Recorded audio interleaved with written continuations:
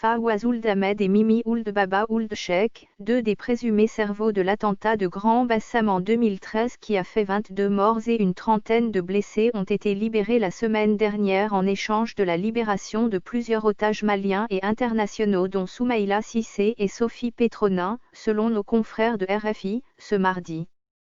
Deux des présumés cerveaux de l'attentat de Grand Bassam en Côte d'Ivoire en 2013, le Mauritanien Fawaz Ould Ahmed, cadre du groupe Al-Mourabitoun, lié à AQMI, a été libéré en compagnie de plusieurs co-détenus dont Mimi Ould Baba Ould Cheikh en échange de la libération de plusieurs otages maliens, français et italiens, la semaine dernière, a rapporté RFI.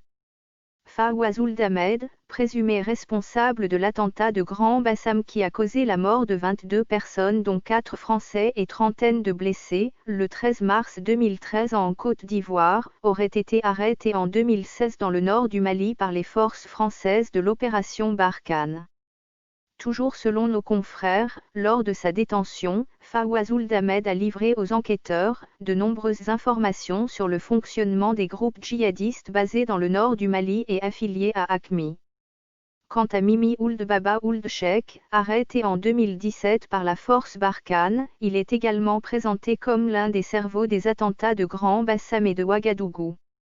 À noter que l'attentat dans la station balnéaire de Grand Bassam a été revendiqué par AQMI en réponse à Abidjan pour avoir livré 4 de leurs membres aux autorités maliennes. Gallimont en réponse à l'opération Barkhane. Pour terminer, le média français indique par discrétion les noms des deux présumés cerveaux de l'attentat qui a endeuillé la Côte d'Ivoire il y a 7 ans, n'apparaissent pas sur les listes mais ils ont bel et bien été libérés.